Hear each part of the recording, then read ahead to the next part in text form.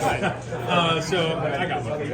So it's been a few races since the Indy 500. So you've tried on. You've kind of been rebuilding your season after the Indy 500. So how do you feel that's going? Yeah. To be honest, we still really haven't had an issue-free race. Much less an issue-free weekend. So still waiting on that one. I think personally, I've developed a bunch as a driver. I think we've improved a ton of things up and down the team, all throughout the organization, kind of just still waiting for everything to come together.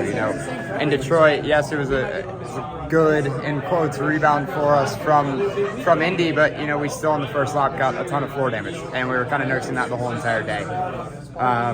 Gateway, we made a kind of a strategical error which took us out of the race. It was a similar thing that happened to, I think, the 6 car. We accidentally pitted before the yellow, so it's or before the wave round. So that kind of ended our race there. And then Road America, unfortunately, just had a engine issue with a few laps to go. It was going all right before that. We were kind of on that alternate strategy that a lot of guys made work and everything. So again, I think there's a lot of positives to take away from each one of these weekends, and that's kind of what I'm holding my hat on, so that when everything does come together, I still manage it and capitalize on it positively. Well, the team did make some changes around that time. Can you feel those changes? Have they come together yet, or still? Yeah, for sure. Unfortunately, kind of as that goes, it's not super black and white. So there's been some changes between them. Then, I've had personally an engineer swap again since Detroit. Not necessarily by design, but it's just kind of what happened.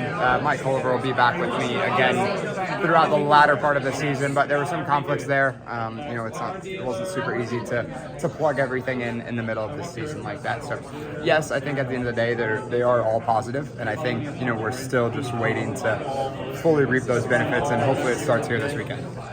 You ran it here in Indy next a few times. How much does that experience help you here as you get ready to make your IndyCar, your first IndyCar start here? Yeah, this is kind of my self-proclaimed home track. I grew up here. It's the first place I ever drove a race car back in 2016, I think. What car did you drive? The school car, the Acura. I think it's a TLX, something like that. And then I proceeded to be an instructor at the school here for a couple of different years.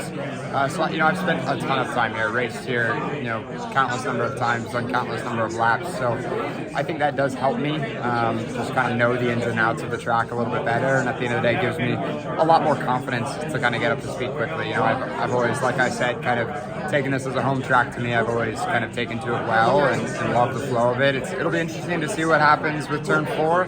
To see how that changes things, but other than that, it's the same old Mid-Ohio. By this point in the year, you've had a chance to sample all the different track types that IndyCar goes to. Do you have a favorite for how it feels with the most?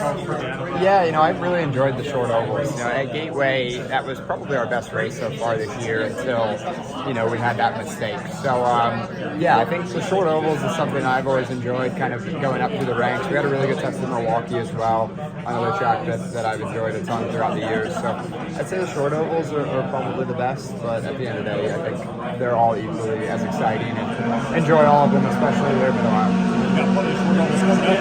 Yeah, for sure.